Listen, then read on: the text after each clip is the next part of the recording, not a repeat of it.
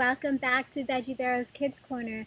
I'm your host, Veronica Green. I'm back today at the beautiful Delray Beach Children's Garden, and I have a special guest to share with you today, actually. So let me give you the backstory first. So yesterday I was at the garden. It was close to the evening time, and it was actually starting to rain.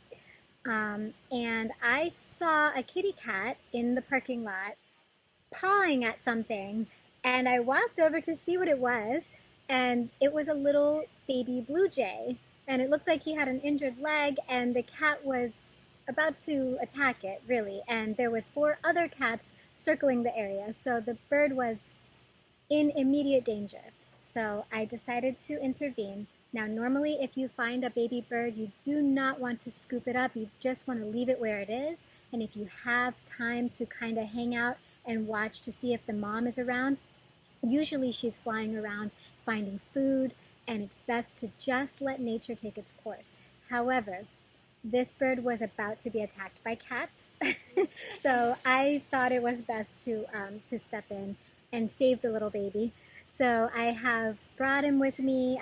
I'm bringing him around with me because he has to eat every 30 minutes, and he's so cute. I'm calling him Tucker, and I plan to just hang on to him for probably a couple of weeks until he can fly, and then release him here at the garden where he came from. So I'd like to share my new friend Tucker with you, and I'll show you how I feed him and talk a little bit about what to do if you ever find yourself in this situation.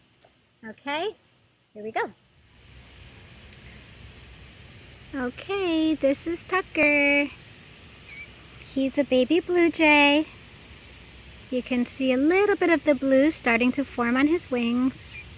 Now, I'm not a bird expert, but I can tell that he was not just born because he has feathers already. When birds are first born, they're kind of bare.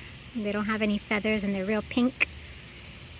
So he's a little cutie, and when they're hungry, they open up their mouths really wide, and normally the mama would come with her beak and just drop in some fruit or some worms or some seeds. So if you find yourself rehabilitating a baby bird, you want to try to mimic the beak of the mama. So you can use a plastic tweezer. I've seen that works really well. Oh, there he goes, opening his mouth. So I have this little stick right here. He saw me grab that stick. That's probably why he's opening his mouth. And I've been putting food at the end of the stick and just dropping it into his mouth gently. And what I've been feeding him is so far only 2 things I've fed him. I have a little bit of cat food, dry cat food that I soaked in water. And then I kind of strained the water out so it was just mush. And I just dropped that right into his little beak.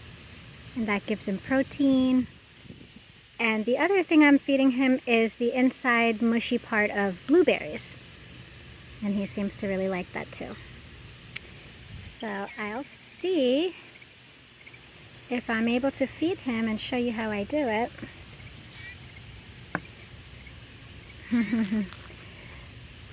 Tried to recreate a little nest in this basket for him. Lots of natural plants and materials.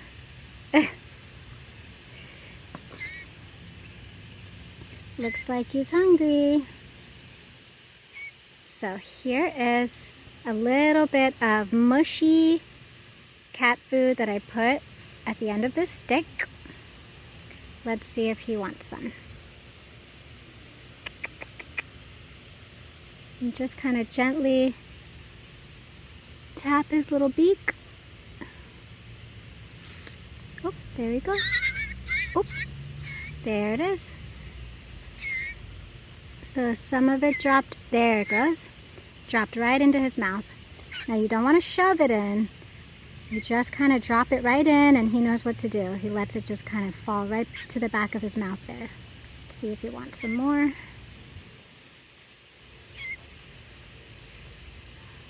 Little pieces. Don't need to give him big pieces. In fact, you don't want to give him big pieces because he could choke on it. Little bitty pieces, and make sure that they're soft and mushy. That's all he can handle at this time. You want some more, Papa? There he goes.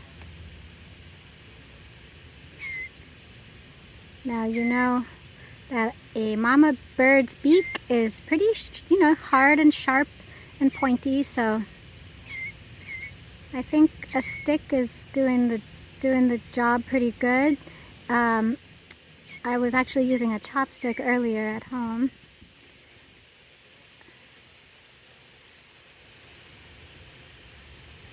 There we go. One more.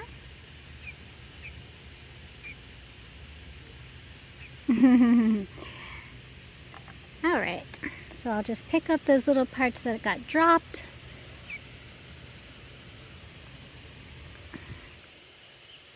I try to keep his nest real clean so he's not sitting in mushy food or anything like that. Every couple of hours I've been just scooting him around and checking for poop so I can clean that up too. Here's a cutie pie. So guys, that's Tucker. Now I'm going to show you how I rigged up his basket. So I actually strung the basket. I put 4 pieces of twine and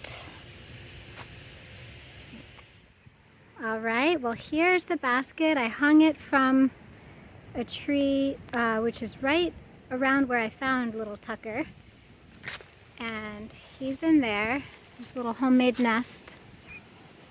And the goal is to attract the mom and dad, to let them know that he is here and he's around, and when his foot is all healed up I'm going to release him. I just want him to get used to being out here and not get too comfortable indoors or with humans. I'm really trying not to handle him too much with my hands because the goal is for him to be a free birdie once again.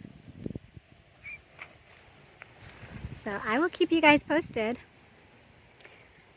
But like I said, this is the last option. Only if the bird's life is in immediate danger, which it was. I definitely do not recommend taking a baby bird, if it looks like it's okay, it's not injured. The mom is usually flying around finding food and will come right back. All right, Tucker, say goodbye. I'll keep everybody posted. All right, my friends. Well, I also have a really sweet story to read you today. It is a story about a mole who liked to play music. It's called Mole Music. A mole is a furry little creature that lives underground, likes to dig tunnels, right? So, well, I guess this is a story about a mole that played musical instruments. We'll have to read it and find out. The story was written by David McPhail, and it has some very beautiful illustrations. Everybody ready? All right, get cozy. Here we go. Mole lived all alone. He spent his days digging tunnels.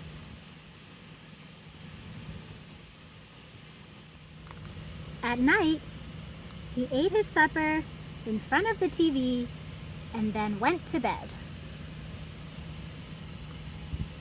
You see how he was living underground? Mole liked his life, but lately he had begun to feel like there was something missing.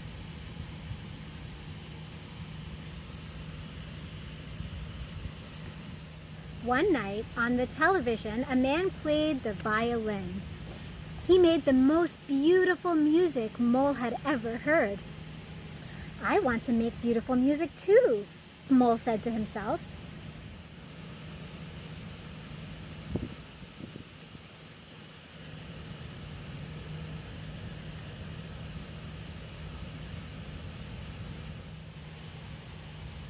So the next day, he sent away for a violin of his own.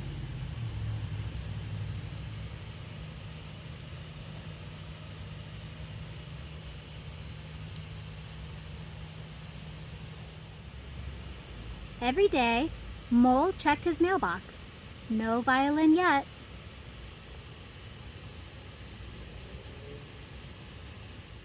Finally, after nearly 3 weeks, his violin arrived. Mole was so excited. He picked up the violin and drew the bow across the strings. But instead of beautiful music, all he made was a horrible screeching sound.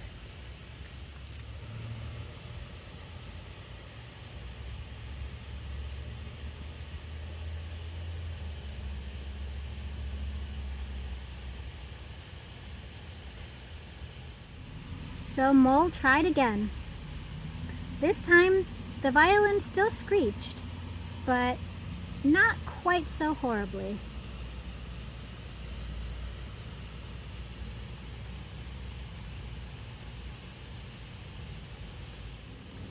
Mole kept working at it. After about a week went by, Mole could play 1 note, and then 2. And before a whole month had passed, he could play an entire scale.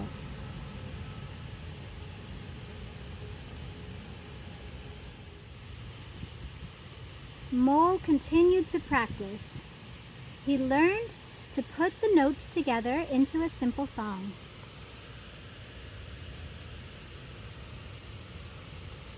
Do you see anybody enjoying Mole's music? He probably thinks he's all alone, but look above the ground. Some animals enjoying the music.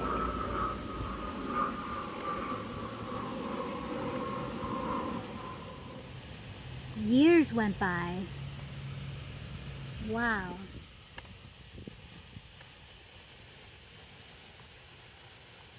Mole got better and better.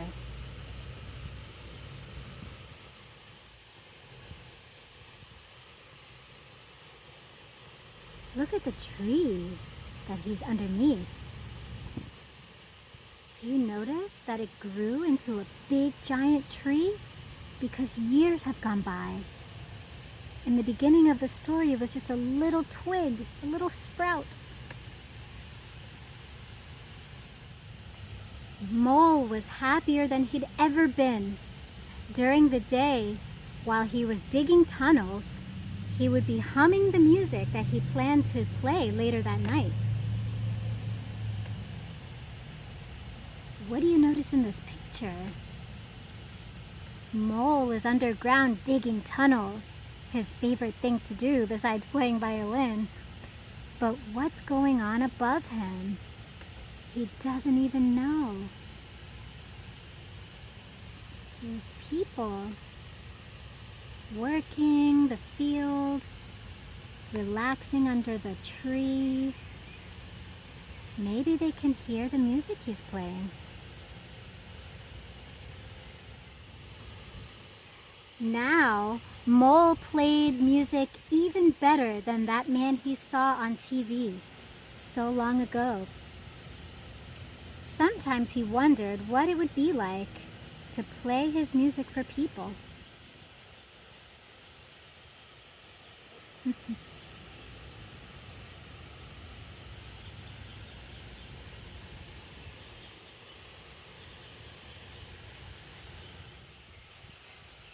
He imagined himself playing before a big audience. He imagined himself playing before kings and queens.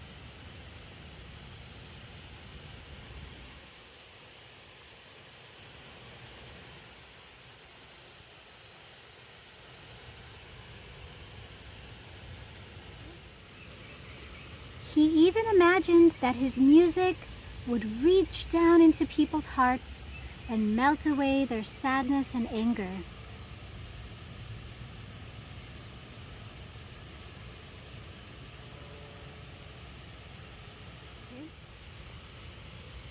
Why, maybe his music could change the world, he thought.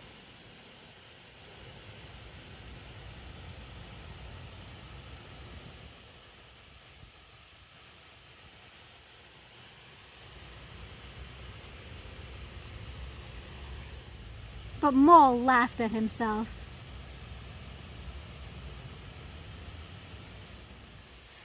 How silly I am, he thought, imagining that my music could do all that, when nobody has ever even heard it.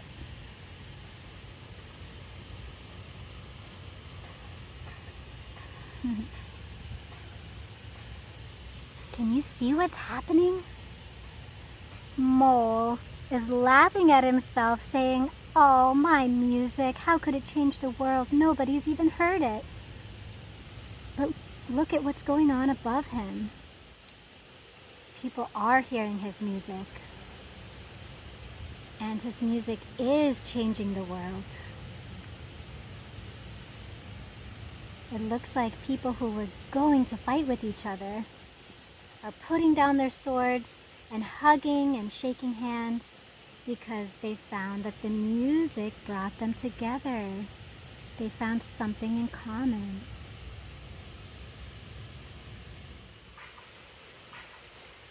Mole played one more song and then put down his violin and went to sleep. And he dreamed beautiful, peaceful dreams.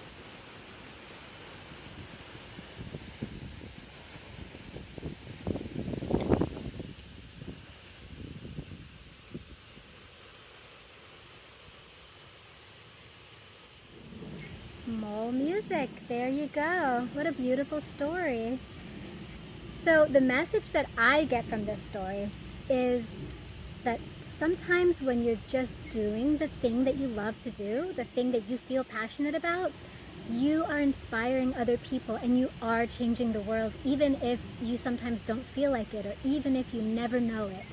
So I think the message is to do what is true to you, to keep on playing music if that's what you love, keep on writing stories if that's what you love, keep on making art, whatever it is that you love to do.